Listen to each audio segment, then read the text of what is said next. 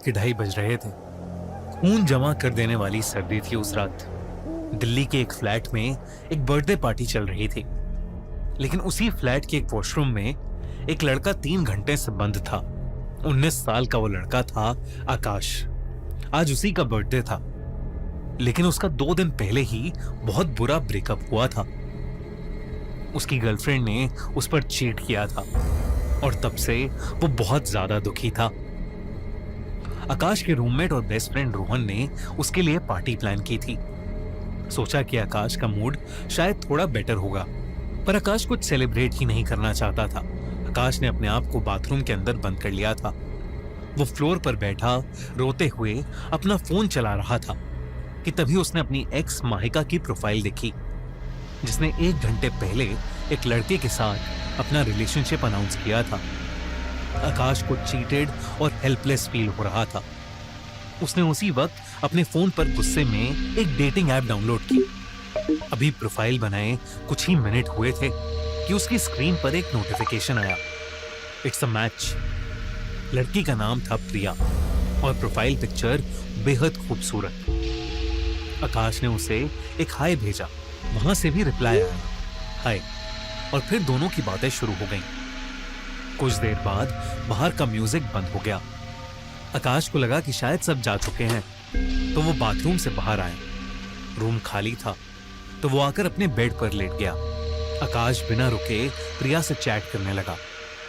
थोड़ी ही देर में वो दोनों इतने कंफर्टेबल हो गए कि आकाश ने हिम्मत करके प्रिया से कहा कि उसे उस रात एक हग की बहुत जरूरत है और काश वो प्रिया को हग कर पाता। प्रिया ने आकाश को उसकी आंखें बंद करने को कहा। एक स्माइल के साथ आकाश ने जैसे ही अपनी आंखें बंद की, उसे लगा मानो उसके बेड से 2 हाथ निकलकर उसे कस के पकड़ रहे हैं। आकाश हल्का सा घबराया और उसने हड़बड़ाहट में आंखें खोली और अचानक उसकी रूम की खिड़की एकदम से चकनाचूर हो गई। आकाश कुछ समझ पाता इससे पहले प्रिया ने उसे एक और मैसेज किया, क्या हुआ, तुम्हें लगी तो नहीं? इस बात पर आकाश के होश उड़ गए। आकाश ने उससे पूछा कि वो ऐसा क्यों कह रही है, तो प्रिया ने लोल लिखते हुए कहा कि उसने अपनी इमेजिनेशन में आकाश को बहुत जोर से हग किया था, इसलिए वो कह रही थी कि उसे लगी तो नहीं। आकाश को प्रिया की इस बात को सुनकर बहुत अच्छा लगा। एक्चुअली आकाश को जो अटेंशन मिल रहा था वो उसे बहुत सुकून दे रहा था। अब रोज रात उन दोनों की बातें होने लगी। एक दिन आकाश ने प्रिया से मिलने को कहा। उस रात आकाश के रूम पर उसका रूममेट नहीं था, तो उसने प्रिया से पूछा कि अगर उसे कोई प्रॉब्लम ना हो तो वो उसके रूम पर मिल सकते हैं क्या। प्रिया ने तुरंत हाँ कह दिया। रात के ठीक 8 बजे दरवाजे पर नॉक हुआ। आकाश ने भागते हुए दरवाजा खोला। सामने प्रिया एक बहुत ही सुंदर ड्रेस में खड़ी थी। आकाश ने उसे बिना हिचकिचाए गले लगाया और वेलकम किया। पर अजीब बात यह थी कि प्रिया का शरीर बर्फ जैसा ठंडा था। आकाश को लगा कि बाहर इतनी ठंड है कि प्रिया की पूरी बॉडी ठंडी पड़ गई है। उसने प्रिया को अपनी हुडी दी और उसे कंफर्टेबल होने को कहा।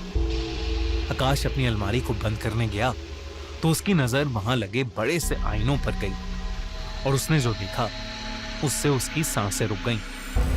बेड पर प्रिया की जगह एक सड़े हुए मांस वाली डरावनी औरत बैठी थी। पर आकाश ने जैसे ही पीछे देखा तो प्रिया बेड पर नहीं बल्कि खिड़की के पास खड़ी मुस्कुरा रही थी। आकाश कुछ समझ नहीं पा रहा था।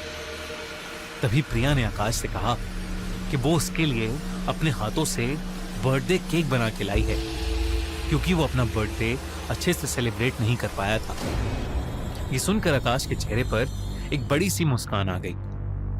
आकाश ने केक कट किया और दोनों ने एक दूसरे को केक खिलाया। दोनों बेड पर साथ बैठे बातें कर रहे थे कि अचानक आकाश को कुछ अजीब सा लगा और वो वॉशरूम की तरफ भागा।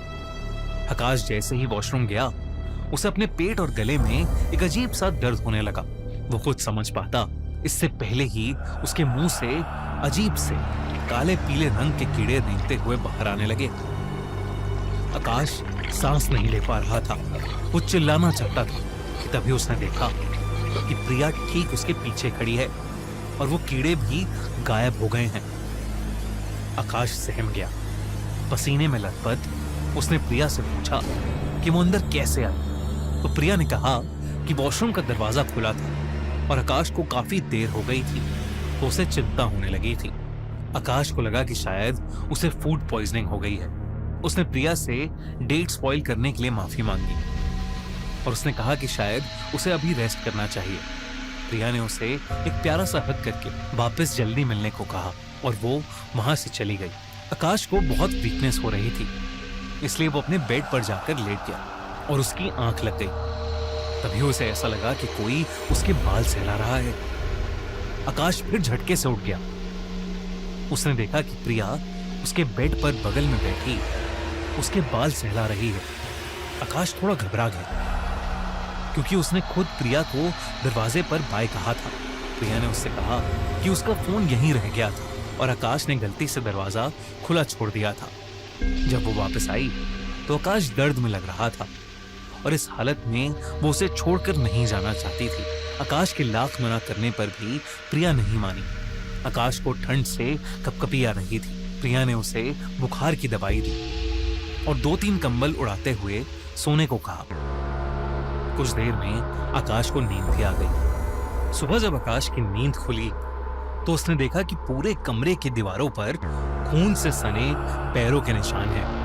तभी उसे बाथरूम से किसी लड़की के रोने की आवाज आई। वो डरता डरता उठा और बाथरूम के पास गया।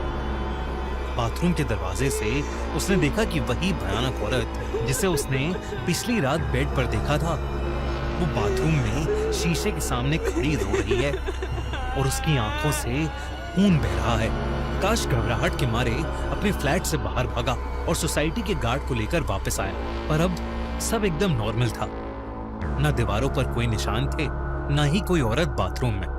तब उस गार्ड ने आकाश को एक ऐसी बात बताई जिसे सुनकर उसके रोंगटे खड़े हो गए। उसने कहा कि आकाश के फ्लैट में आने से पहले कई साल तक वो फ्लैट खाली था क्योंकि उस फ्लैट के बाथरूम में एक लड़की की लाश मिली थी। जब आकाश ने उस गार्ड से लड़की का नाम पूछा तो गार्ड ने नाम बताया, प्रिया। ये सुनते ही आकाश के पैरों तले जमीन खिसक गई। उसने जब गार्ड से डरते हुए पूछा कि कल रात जो लड़की आई थी क्या उसकी शक्ल उस मरी हुई लड़की से मिलती थी, तो गार्ड ने कहा कि कल रात सोसाइटी में आकाश के फ्लैट के लिए किसी की भी एंट्री नहीं हुई थी। ये सब सुनकर आकाश की सांसें ऊपर नीचे हो रही थी। अगर प्रिया मर चुकी थी तो वो इतने दिन किसके साथ था? जैसे ही गार्ड उसके फ्लैट से गया उसे प्रिया का फोन आया। आकाश उसे देखकर डर से कांपने लगा। आकाश ने फोन काटा और अपनी डेटिंग ऐप भी डिलीट कर दी। जब प्रिया का फोन नॉन स्टॉप बजे जा रहा था तो आकाश ने अपना फोन ही ऑफ कर दिया। आकाश जल्द से जल्द वो घर छोड़ना चाहता था, इसलिए वो अपना एक बैग पैक करके घर से बाहर जाने लगा। लेकिन जैसे ही उसने अपने कमरे का दरवाजा खोला, प्रिया ठीक उसके सामने खड़ी थी। प्रिया गुस्से में थी। उसने आकाश से कहा कि वो उसका फोन क्यों नहीं उठा रहा था। धीरे धीरे वो इतना गुस्सा हो गई कि उसका चेहरा बदलने लगा और फिर वही हुआ जिसका आकाश को डर था। प्रिया उसी भयानक औरत में बदल गई और उसने आकाश को उसकी गर्दन से पकड़कर हवा में उठा लिया। वो गुस्से में आकाश के ऊपर चीखने लगी, इस बार मैं तुझे कहीं नहीं जाने दूंगी। आकाश प्रिया की ऐसी हालत देखकर सुन्न पड़ चुका था।